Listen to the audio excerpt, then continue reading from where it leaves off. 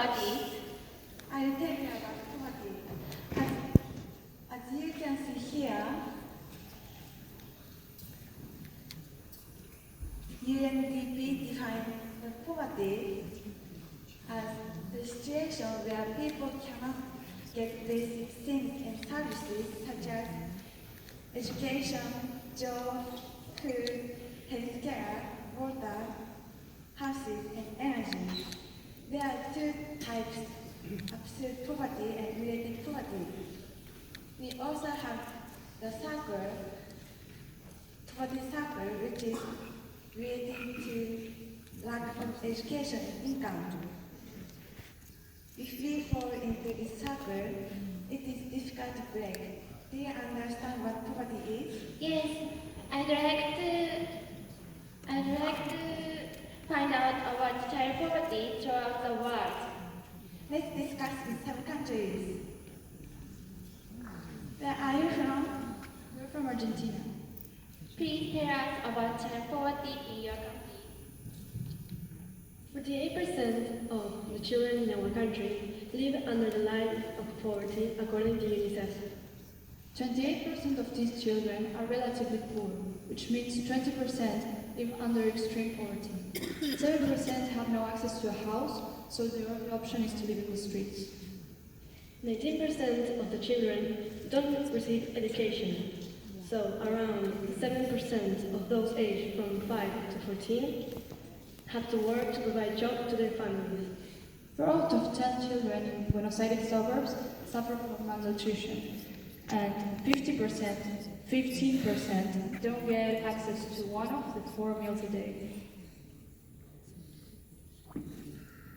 Thank you. How about Australia? Although child poverty is an increasing and pressing global issue, it's not exceedingly prevalent in Australian society. In South Australia, more than 22,000 children live below the poverty line of $1.90 a day. The poverty rate in South Australia is approximately 12.6%, with the majority of this being made up of people living in rural areas. Although this poverty rate is relatively low, it has increased by around 1% between 2004 and 2014.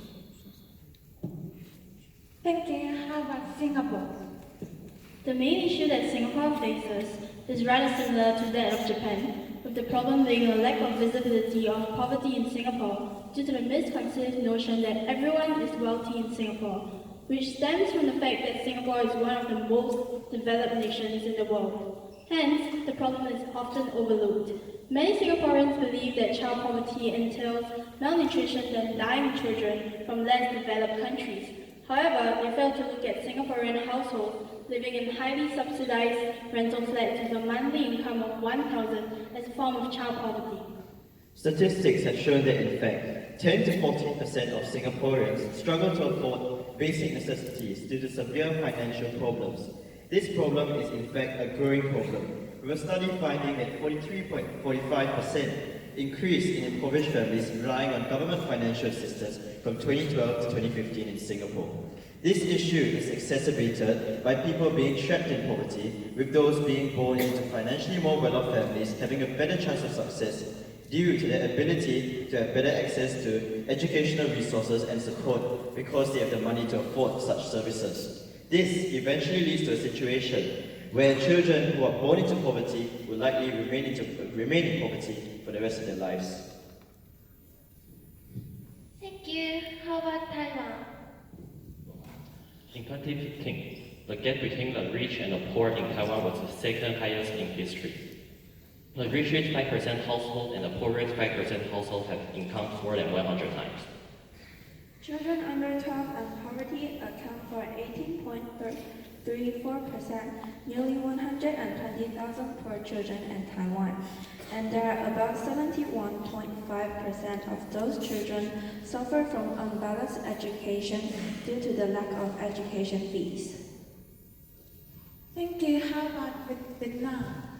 We are from Vietnam and I will present about the reality of child poverty in Vietnam. So there are 5.6 million children living under the poverty line in our country. And these following are the leading factors that result in the problems. education, many children cannot go to school, like they stay at home for the labor. Additionally, some researchers found that 11% children in marginalized areas cannot go to school because they have no money to go to school and lack of transportation.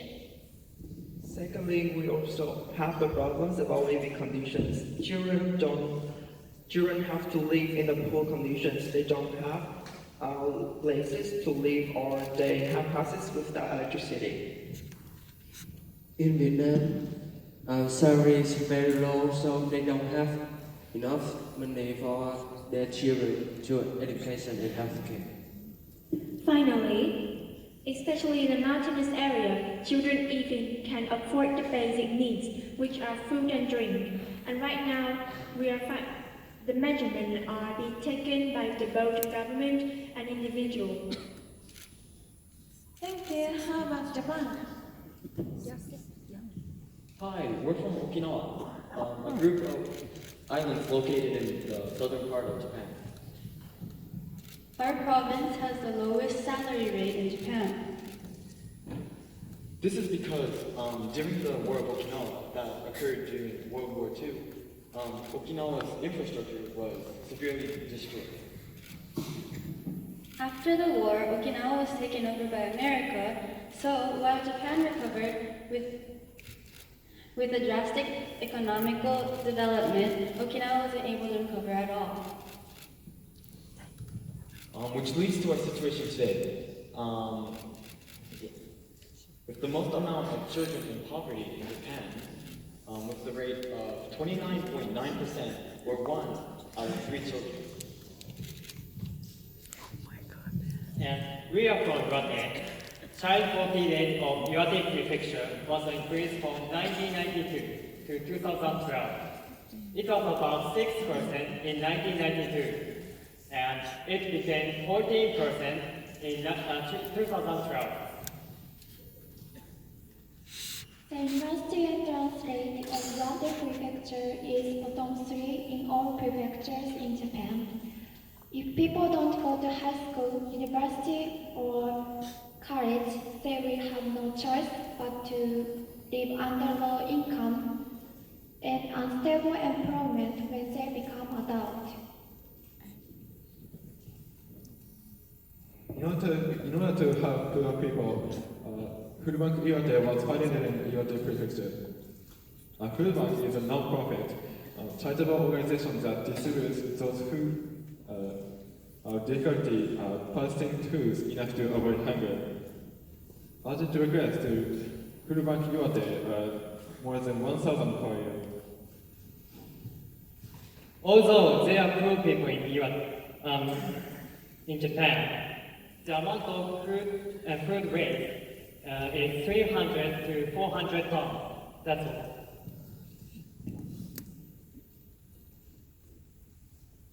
All countries have CS programs. I'm very surprised. Me too. On Tuesday, we visited the Iwate Food Bank and volunteered our time.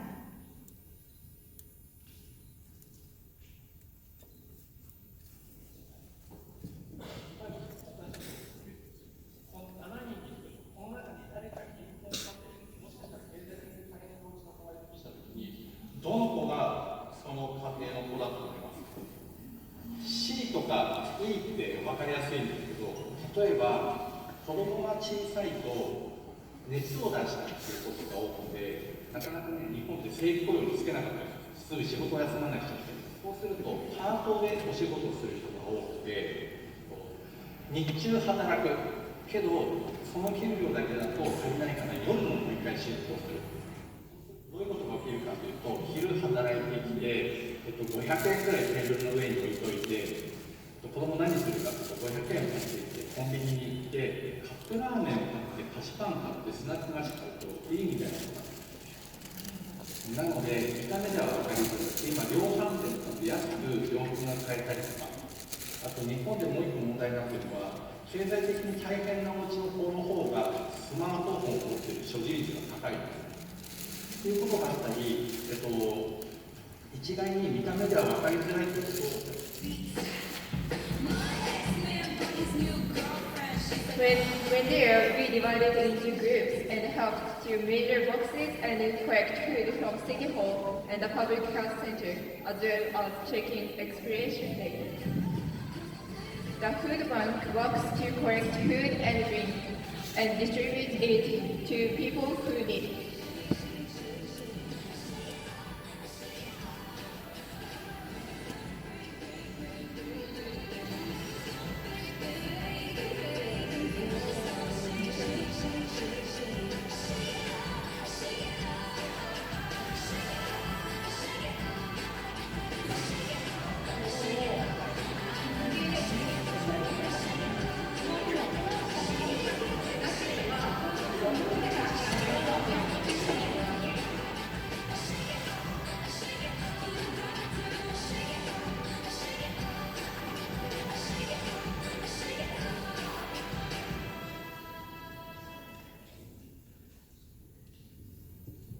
After discussing the situation in each country, we developed ideas around what we can do to help.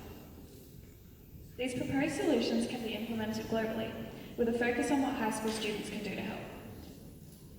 Within all of the proposed ideas, the concept of volunteer work was recurring. As high school students, there are limited opportunities to donate resources such as food. However, we discovered that donating our time can be just as valuable. The two most frequently discussed issues related to child poverty were insufficient food and lack of education. We agreed that our solutions would be related to these aspects. One solution that could be successful globally is setting up food banks or donation drives in locations throughout a range of countries. This would reduce the amount of people suffering from food insufficiency and could also assist in the development of children's social skills. Students could volunteer their time or donate food if possible. Another possible solution is the implication of academic guidance programs for students, in which older students could assist underprivileged children in their schools or community by teaching them subjects of school. Schools could ensure the sustainability of these programs by making them mandatory for older students. Finally, we can raise awareness on child poverty by posting about it on social media or discussing it with others. Raising awareness helps make the problem known, and this makes the number of people who volunteer with time, money, or food increase. Going into the future, we believe students should focus on three main ideas, with this being helping others make us feel good. So, volunteer work not only has a positive impact on the people we help, but also have a good impact in our well-being. So, spreading this message is important for making sustainable solutions. We can help break the poverty cycle through educational pathways. As students, this is the most efficient way for us to help those living in poverty. More awareness is needed surrounding child poverty, not only in Japan, but globally. In this age of technology and social media, spreading opinions and views have never been easier, and it's something that we should all do. If we work with these ideas in mind, we can change the world, creating a global movement to break poverty's vicious cycle. Thank you so much for listening. We hope you enjoyed our presentation.